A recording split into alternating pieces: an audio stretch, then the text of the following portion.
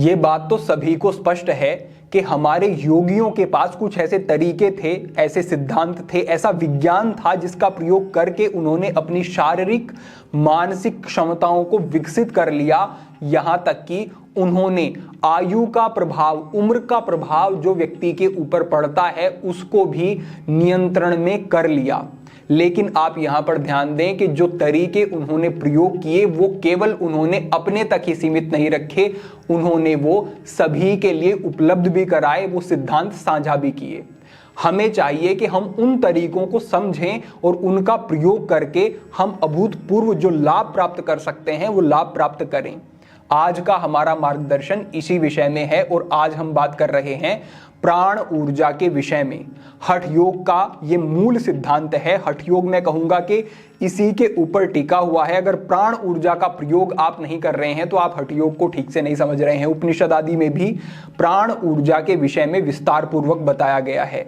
इसको आप कुछ इस तरीके से समझ सकते हैं कि एक ब्रह्मांडीय ऊर्जा है जो कि आपके चारों तरफ फैली हुई है। आप उस ऊर्जा को ग्रहण करते हैं और उसी से आपके शरीर का हर एक अंग चलता है, आपके शरीर की हर एक प्रक्रिया चलती है, यहां तक कि आपके विचार भी उस प्राण ऊर्जा के आधार पर ही चलते हैं।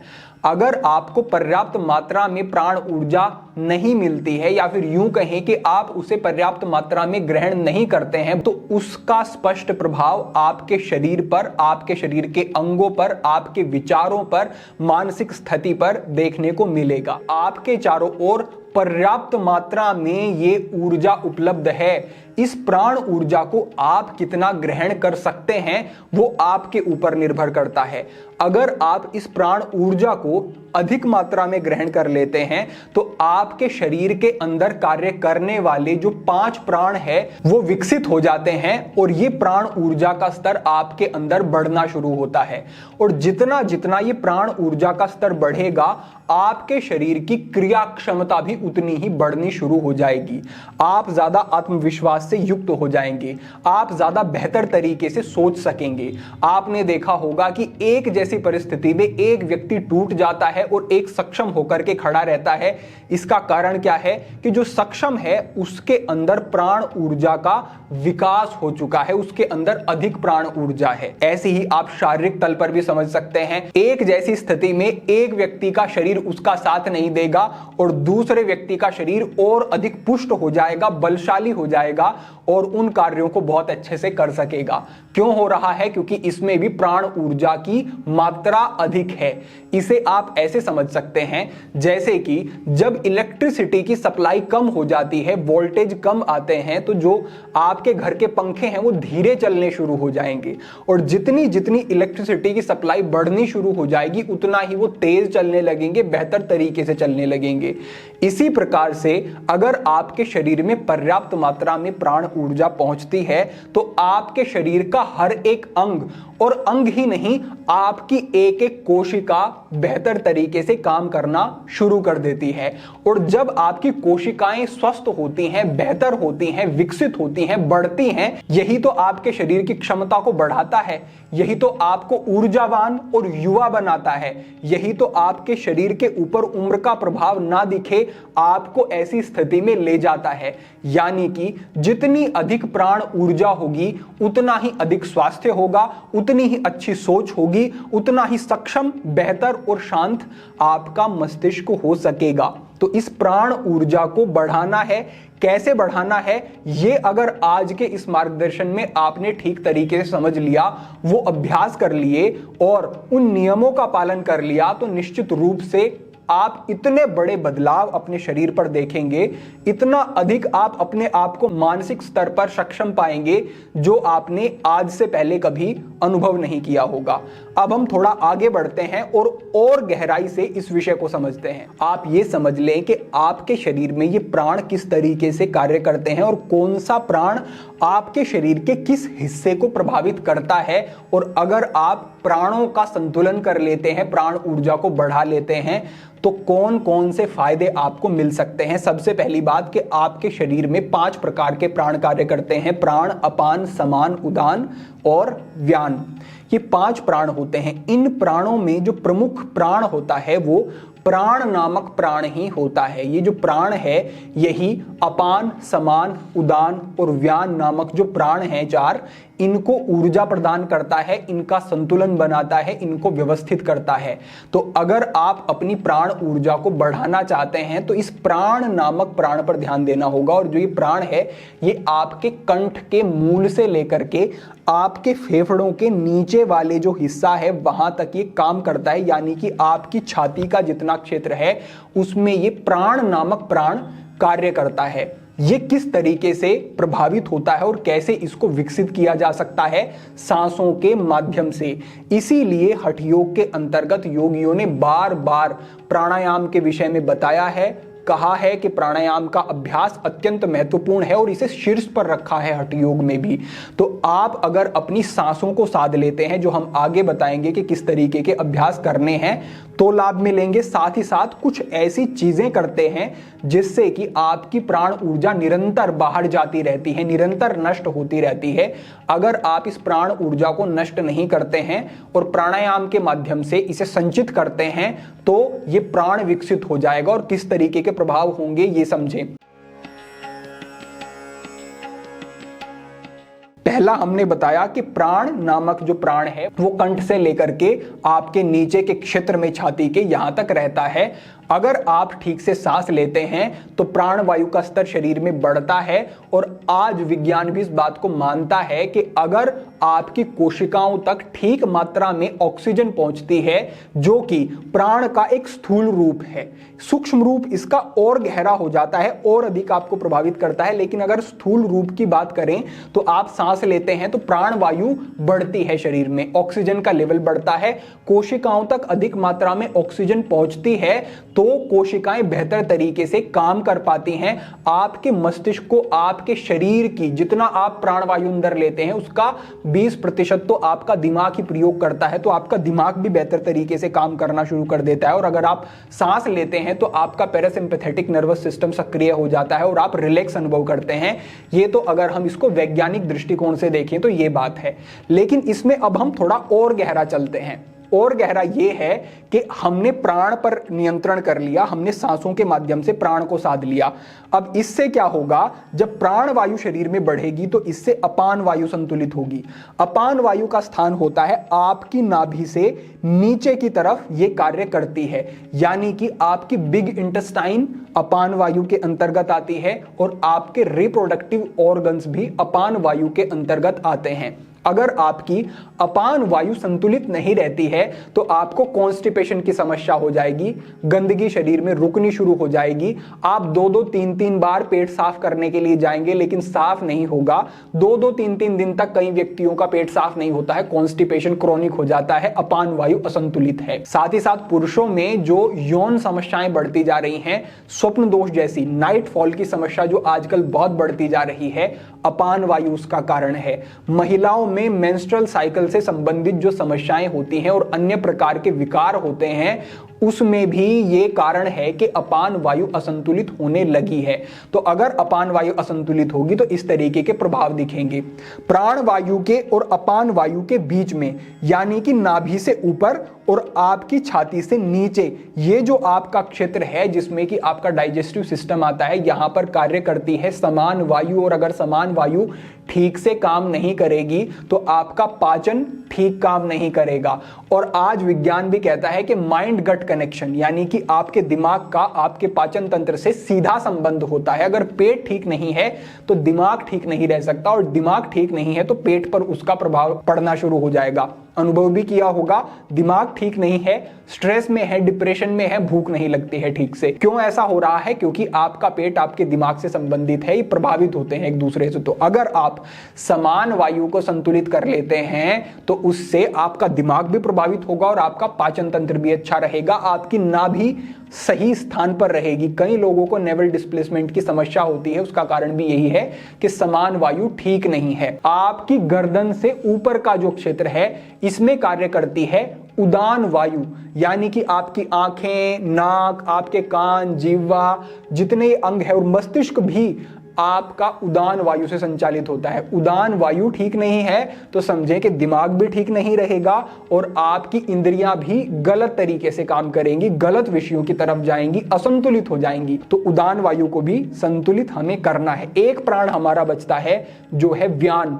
जो ये व्यान प्राण होता है ये आपके शरीर में जहां पर भी खाली स्थान है वहां पर स्थित होता है, वहां पर कार्य करता है। और जितने ये आपके दूसरे प्राण है इनको बांधने का, इनको जोड़ने का और इन तक ऊर्जा को पहुंचाने का काम ये व्यान करता है।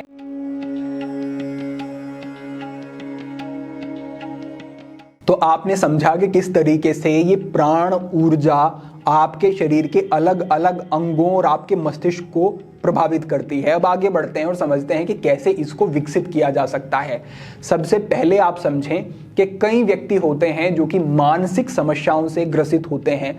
चिंता है, तनाव है, डिप्रेशन है, ऐसी स्थितियों में उन्हें सुझाव दिया जाता है कि आप कहीं प्राकृतिक स्थान पर जाएं, आप कहीं पहाड़ों पर जाएं, आप वहां पर रह करके कुछ समय व्यतीत करेंगे, अच्छा अनुभव होगा। और हमने भी ये देखा है कि ऐसे व्यक्ति अगर प्राकृतिक स्थानों पर जाते हैं तो कुछ ही समय में उनकी मानसिक स्थितियां सुधरनी शुरू हो जाती हैं।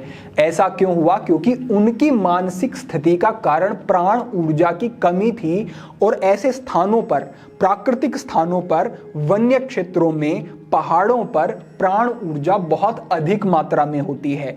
तो अगर व्यक्ति वहां पर रहे, कुछ समय बिताए और उसे अनुभव करे तो उसकी प्राण ऊर्जा विकसित होनी शुरू हो जाती है और मानसिक स्थितियां ठीक होनी शुरू हो जाती हैं। ये स्पष्ट रूप से हमने देखा है। तो अगर आप ऐसे प्राकृतिक स्थानों पर जाते हैं, अगर आप वर्ष में 1-2 बार समय निकाल सकते हैं तो अवश्य जाएं, अवश्य रहें। और अगर ऐसी स्थितियां हैं, मानसिक शारीरिक समस्याएं हैं वर्तमान में, तो आप ऐसे स्थानों पर जाकर के रहेंगे, आपको कुछ ही समय में अच्छे लाभ देखने को मिलेंगे। दूसरे स्थान पर किस समय पर आप इस ऊर्जा को अधिक मात्रा में ग्रहण कर सकते हैं, वो है ब्रह्म मुहूर्त का समय। ब्रह्म मुहूर्त में अगर आप उठते हैं, उठ करके आप प्राणायाम करें, आप ध्यान करें, आप अगर और कुछ नहीं तो एकाग्रचित होकर के कमर सीधी करके बैठते मात्र हैं तो उससे भी प्राण ऊर्जा का विकास होना शुरू हो जाएगा। तो ब्रह्म मुहूर्त में आपको उठना है, ये आपको ध्यान रखना है। तीसरे स्थान पर आप ध्यान रखें कि योग मार्ग में 2 बाधक तत्व बताए गए हैं, अत्याहार, प्रजल्पो। अत्याहार यानी कि ज्यादा मात्रा में भोजन ग्रहण करना। आप जब ज्यादा खाना खाते हैं तो आपकी प्राण ऊर्जा उस खाने को पचाने में लगी रहती है और नष्ट होती रहती है, जिससे कि व्यक्ति लो फील करता है। कई बार उसे जैसे तनाव सा हो जाता है, मानसिक अस्थिरता हो जाती है। और धीरे धीरे जब इस तरीके की आदत वो बनाए रखता है तो पाचन तंत्र भी खराब हो जाता है और मानसिक स्थिति भी बिगड़ जाती है। तो अत्याहार, ज्यादा मात्रा में भोजन करना, ये भी आपकी प्राण ऊर्जा का हाश करता है, उसे नष्ट करता है। इससे आगे बढ़ते समझें कि अधिक बोलना, प्रजल्पो इसे योग में कहा गया है। तो अधिक जो व्यक्ति बोलता है वो बोलने के माध्यम से बहुत अधिक ऊर्जा नष्ट होती है। तो जो बोलें, जो अनिवार्य है, जो सार्थक है, मात्र उतना ही बोलें, अन्यथा जितना अधिक हो सके कम बोलें, चुप रहें। मौन आप रखना चाहते हैं हफ्ते में 1 बार, महीने में 2-3 बार, तो अच्छा है आपके लिए, ये भी आप कर सकते हैं। तो कम बोलें, सार्थक बोलें, जितना अनिवार्य है, आवश्यक है, उतना ही बोलें, इस बात का ध्यान रखें। इससे आगे बढ़ते हुए आप समझें कि योग के अंतर्गत बार बार कहा जाता है कि कमर की तरफ ध्यान दें, रीढ़ की तरफ ध्यान दें।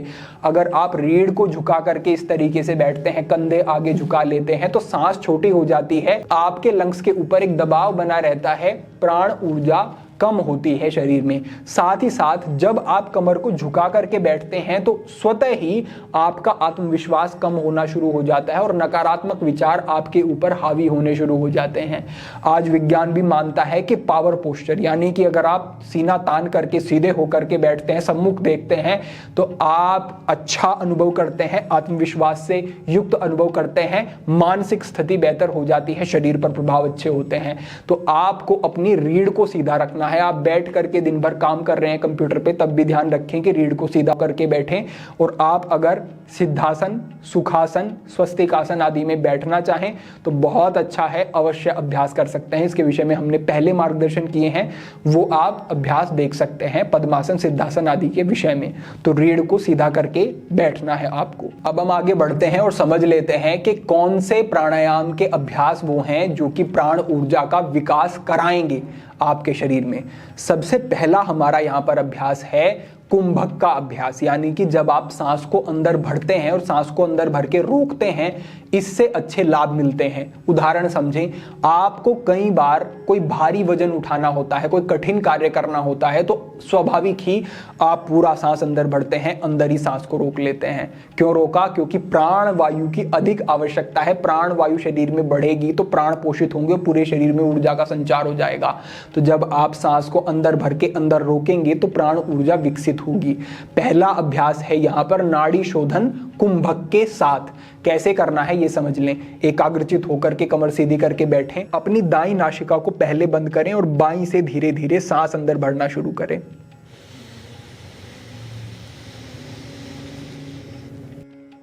पूरा सांस अंदर भरने के बाद दोनों नासिकाओं को बंद कर लें और सांस को अंदर ही रोकें। जितने अधिक समय तक रोक सकते हैं रोके रखें। उसके बाद दाईं नासिका से सांस को धीरे धीरे बाहर छोड़ दें।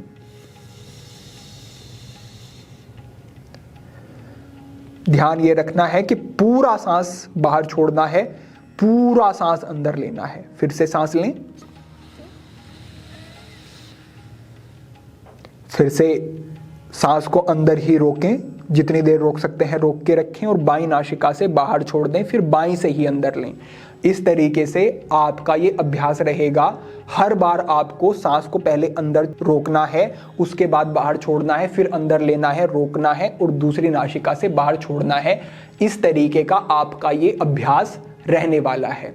इस अभ्यास से बहुत ही अच्छे लाभ मिलेंगे और प्राण ऊर्जा तेजी से विकसित होगी। साथ ही साथ जो दूसरा अभ्यास है यह है भस्त्रिका प्राणायाम का अभ्यास। भस्त्रिका प्राणायाम में भी आप कुंभक का अभ्यास करेंगे। पहले आप सीधा होकर के बैठ जाएं और सांस को पूरा अंदर लें। ध्यान यही रखना है कि सांस इतना लेना है कि और थोड़ा भी सांस अंदर नहीं ले सकते हैं आप। तेज नहीं करने की जरूरत है। इस अभ्यास में धीरे ही करेंगे जिससे कि ज्यादा प्राणवायु आप संचित कर सकें। तो गहरा सांस अंदर भरेंगे, अंदर सांस भरने के बाद सांस को अंदर ही रोकेंगे, रोक करके रखेंगे। जब असहज लगेगा बाहर छोड़ेंगे। फिर से अंदर भरेंगे, सांस को अंदर ही रोक लेंगे, रोक के रखेंगे और फिर से बाहर छोड़ेंगे। इस तरीके से कुंभक के साथ आप ये अभ्यास करते हैं तो इससे भी आपको अच्छे लाभ मिलेंगे। ये दो अभ्यास विशेष रूप से आपको करने हैं। साथ ही साथ आप भ्रामरी प्राणायाम का अभ्यास करते हैं, ये भी उपयोगी है। इसके विषय में हमने अलग से विस्तार पूर्वक मार्गदर्शन किया है। इसका लिंक हम डिस्क्रिप्शन में साझा करवा देंगे। तो ये 3 अभ्यास आपको करने हैं, कुंभक के साथ करने हैं। अगर आप चाहें तो बिना कुंभक के अलग से नाड़ी शोधन और भस्त्रिका कर सकते हैं, लेकिन कुंभक के साथ भी आपको इन अभ्यासों को अवश्य ही करना है। तो इस तरीके से आपको ये प्राणायाम के अभ्यास करने हैं और पीछे बताए गए नियम, उनकी तरफ विशेष सजगता रखनी है, उनका ध्यान रखना है।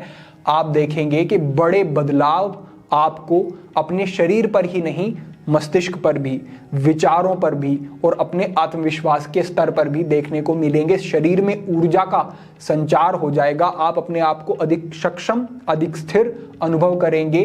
ब्रह्मचर्य का पालन आप सहजता से कर सकेंगे। पुरुष हो स्त्री हो, ब्रह्मचर्य का पालन करना भी अनिवार्य है, तभी आप और अच्छे लाभ प्राप्त कर सकेंगे। हर तरीके से आपको अगर बेहतर अनुभव करना है तो इस प्राण ऊर्जा को विकसित करने की तरफ विशेष ध्यान दें। तो ये आज का हमारा मार्गदर्शन था जिसमें हमने विस्तार पूर्वक प्राण के सिद्धांत को समझा।